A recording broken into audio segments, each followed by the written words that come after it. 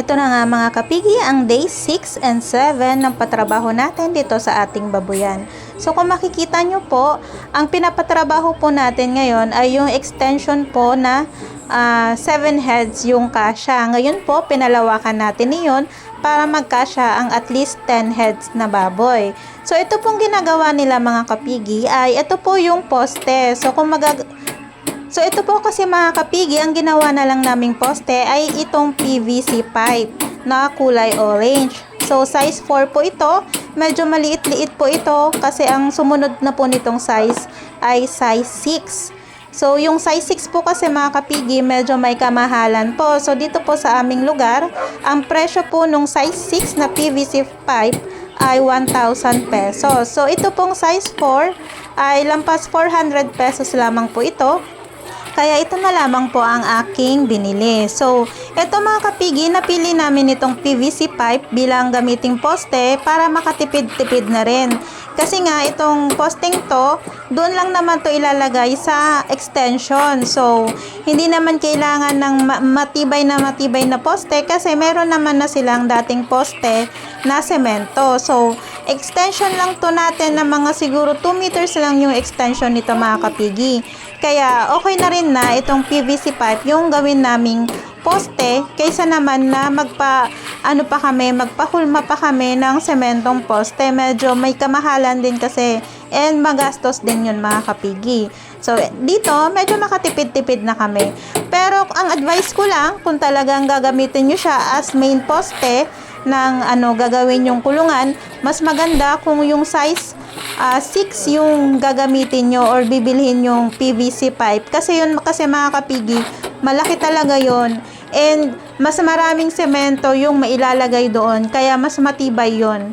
So makikita nyo dyan mga kapigi, medyo nahihirapan pa nga silang ipasok yung mga kabilyang nahulma nila doon sa ating PVC pipe kasi nga medyo maliit yung size na nabili natin.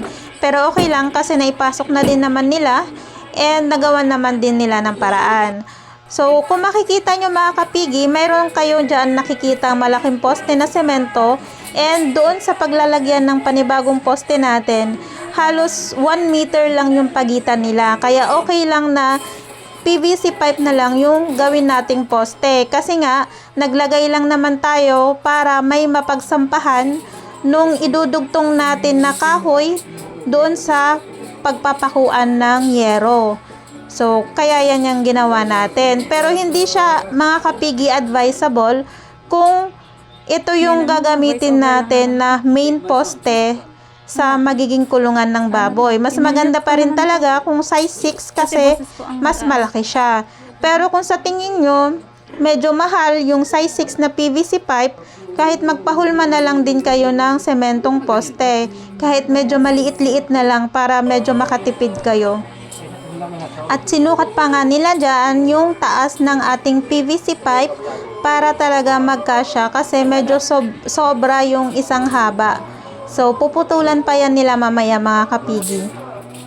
So, after nga nyan, pinatanggal na natin itong linagay nating bubong-bubong na anahaw. So, ayan, para hindi na makasagabal sa kanila. So, hindi na rin naman natin yan gagamitin mga kapigi. Pati na rin yung mga ginawa nating sakong kortina, pinatanggal na natin yan para hindi na makaabala. Kasi dyan sila banda maglalagay ng poste and ng bubong na yero.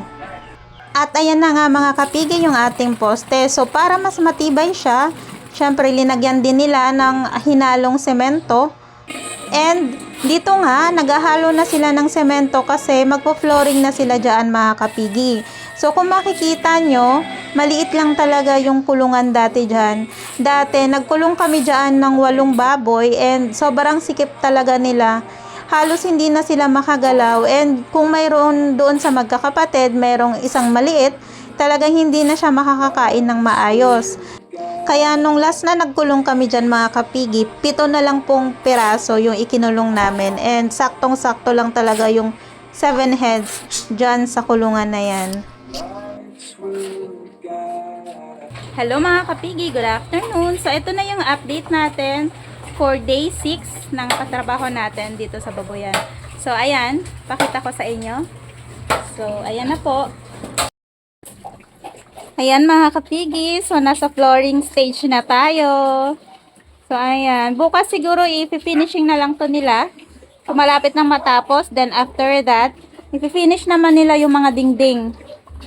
So ayan, malapit na talaga. Konti na lang, and then next is magbububong na lang sila. So bali itong bubong na to, extensionan to papunta doon sa kabila. So itong anahaw, tatanggalin na yan para at least meron ng space para dito sa bago nating kulungan. So hinihintay pa natin na ma-deliver yung mga retaso na in-order natin. Sana after few days ma-deliver na yon para mabubungan na natin tong extension. Lawak no? Wow, lawak. Ayan, ang lawak na niya mga kapigi. So malamang 10 heads, kasyang-kasya na dito.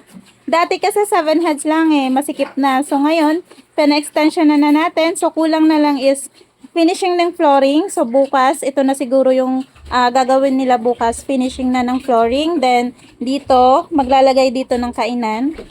Diretso doon. Straight na lang siya. Then finishing na mga dingding. So, ayan. Ito, sinadya natin to mga kapigi na ganito lang talaga kababa yung dingding nila. Kasi nga, ano siya, naisip ko kasi kapag masyadong mataas yung dingding, baka makulob naman na masyado. Wala nang hangin na pumasok dito sa kulungan. Importante kasi sa mga fatteners na presko yung kulungan nila para hindi sila agad mainitan and mabilis yung paglaki nila. Kaya ito, ganyan. So, lalagyan na lang yan dito natin ng kawayan. Buong kawayan, diretso doon para hindi sila makatalon. Bago po tayo magtapos, ay magsha-shoutout po muna tayo. Shoutout po kay Sas Noah, the Hogfather. Yes po sir, yun po kasi yung prinsipyo ko sa buhay. Simula nung pinasok ko tong negosyo, dapat po anuman po yung kita nun, ay i-invest din po ulit yun sa babuyan. So, kahit po sarili namin, sir, tinitipid po namin. Kahit po minsan pagkain namin, tipid-tipid na rin po Kasi para sa akin po, tayo mga tao, kaya naman po natin mag-adjust sa pagkain. Pwede naman po tayo maggulay-gulay lang. Pero yung mga baboy, kapag tinipid natin, tipid din po yung income na ibibigay niya sa atin. So, hindi rin po kami maluho, sir. Kaya yun po, lahat lang po ng income namin, balik lang din sa baboyan. Shoutout din po kay Ma'am Chini Morales. So, kababayan ko po ito. Hello ma'am, yes po. Mababa na po talaga yung live weight. Nakakalungkot po. Ang bilis ng pagbulusok ng presyo ng baboy ngayon dito sa amin sa Bicol. Sana po hindi po lumagapak ng husto yung presyo. Kawawa na naman po kami mga hog raisers. Shoutout din po kay Boy at Lianza. Kay Jong's Backyard. Mayroon din po siyang YouTube channel mga kapigi. Kay Macni de la Pena.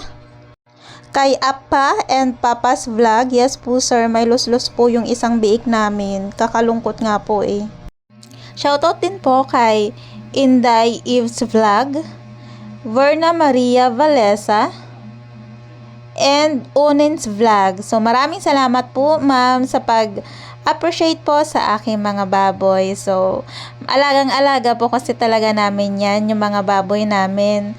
So hindi po namin yan sila tinitipid sa pagkain, vitamins, purga, and lalong-lalo na po hindi namin po yan sila sinasaktan. So, dapat po kasi kapag nag-alaga tayo ng mga baboy ay nararamdaman din po ng mga baboy natin yung pag-aalaga at pagmamahal natin sa kanila para maganda rin po yung kanilang paglaki.